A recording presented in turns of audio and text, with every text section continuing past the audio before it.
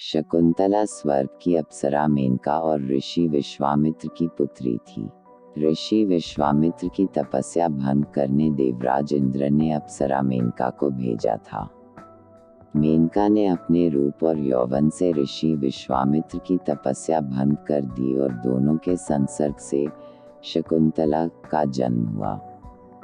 जन्म उपरांत ही मेनका ने शकुंतला का त्याग कर उसे वन में छोड़ दिया। शकुंत नामक पक्षी से नवजात शकुंतला की रक्षा कर कव ऋषि अपने आश्रम ले आए और पक्षी के नाम पर उसका नाम शकुंतला रख दिया। आश्रम में ही शकुंतला का पालन पोषण हुआ। युवा होने पर शकुंतला अपनी मां मेनका की तरह ही रूपसी हुई।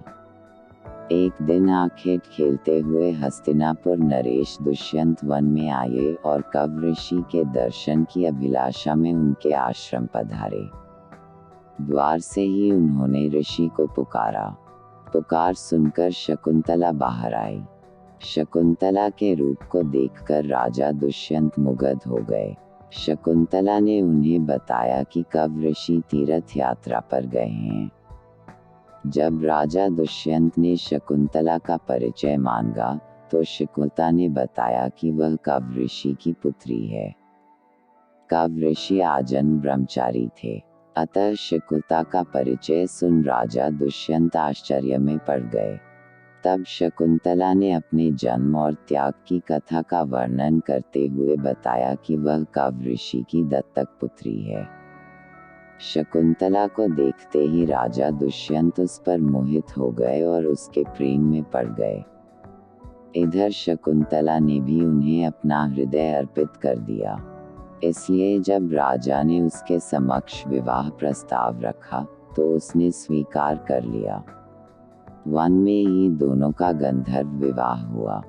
विवाह के उपरांत कुछ समय तक राजा दुष्यंत शकुंतला के साथ आश्रम में ही रहे, किंतु राजपाट के दायित्व के कारण उन्हें राजमहल लौटना था। उन्होंने शकुंतला को वचन दिया कि कव ऋषि के लौटने पर वह उसे विदा कर महल ले जाएंगे। प्रेम के प्रतीक स्वरूप उन्होंने शकुंतला को स्वर्ण मुद्रिका प्रदान की और हस्तिनापुर लौट गए। इस बीच एक दिन कव ऋषि के आश्रम में दुर्वासा ऋषि पधारे और पुकार लगाई।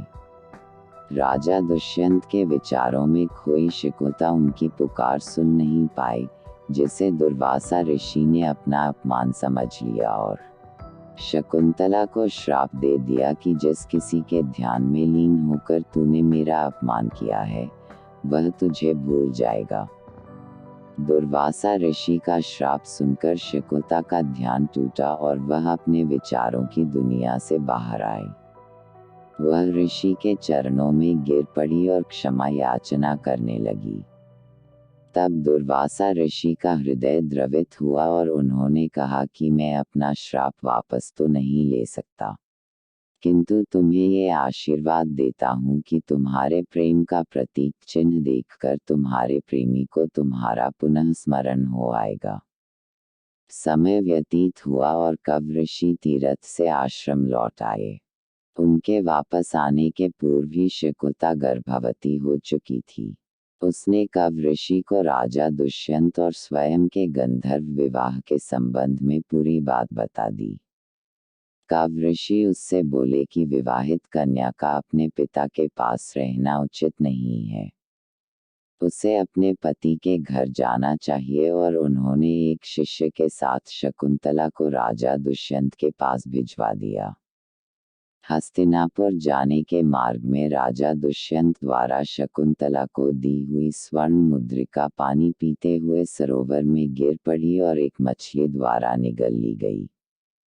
जब शकुंतला राजमहल पहुंची तो राजा दुष्यंत ने उसे पहचानने से इनकार कर दिया। दुर्वासा ऋषि के श्राप के प्रभाव के कारण राजा दुष्यंत उसे भूल गए थे।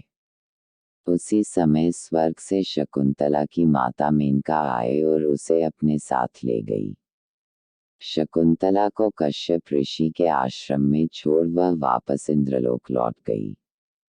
कश्यप ऋषि के आश्रम में ही शकुंतला ने एक सुंदर बालक को जन्म दिया। इधर शकुंतला को भूल चुके राजा दुष्यंत को एक दिन एक मछुआरे ने एक स्वर्ण मुद्रिका लाकर दी। वह स्वर्ण मुद्रिका मछुआरे को उस मछली के पेट में से मिली थी जिसने वह मुद्रिका निगल ली थी।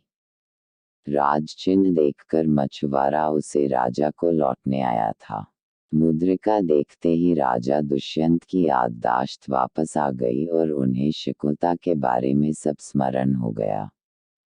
उन्होंने तुरंत सैनिकों को शकुंतला को ढूंढने भेजा, किंतु वे उसे ढूंढ न सके। स्वर्ग में देवासुर संग्राम छिड़ा हुआ था। देवराज इंद्र के निमंत्रण पर राजा दुष्यंत उनकी सहायता हेतु इंद्र की नगरी अमरावती गए। युद्ध में विजयी होने के उपरांत वे आकाश मार्ग से वापस लौट रहे थे कि उन्हें कश्यप ऋषि का आश्रम दिखाई पड़ा और वे उनके दर्शन के लिए रुक गए। आश्रम के आंगन में राजा दुष्यंत एक सुंदर बालक खेलते हुए देखा, जिसे देख उनका प्रेम उमड़ आया। वे उसे गोद में उठाने के लिए जैसे ही आगे बढ़े, शकुंतला की सखी ने उन्हें रोकते हुए कहा, राजन, इस बालक को न छुए। जो भी इसे छुएगा, इसकी भुजा में बंधा काला धागा नाग बनाकर उसे डस लेगा। किंतु राजा दुष्यंत स्वयं को न रोक सके और बालक को अपनी गोद में उठा लिया। गोद में उठाते ही बालक की भुजा में बंधा काला धागा टूटकर गिर पड़ा। शकुंतला की सखी को ज्ञात था कि जब भी बालक का पिता उसे अपनी गोद में उठाएगा, तो उसकी भुजा में बंधा काला धागा टूटकर गिर जाएगा। उसने जाकर शकुंतला को पूरी बात बता दी। शकुंतला राजा दुष्यंत के पास गई, तो वे उसे पहचान गए। क्षमा याचना कर उन्होंने उसे राजमहल चलने को कहा। कुंतला मान गई। फिर कश्यप ऋषि की आज्ञा लेकर वे हस्तिनापुर लौट आए। इस तरह दोनों की प्रेम कहानी पूर्ण हुई। दोनों के पुत्र का नाम भरत था, जो आगे चलकर एक पराक्रमी राजा हुआ और उसके नाम पर भारत का नाम भारतवंश पड़ा।